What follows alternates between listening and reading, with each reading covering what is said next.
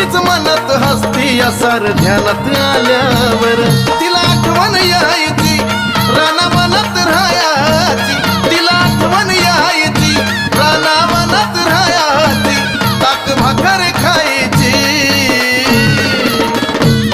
अग नजर लागली खंडोबाला बानुबाईची नजर लागली खंडोबाला बानुबाई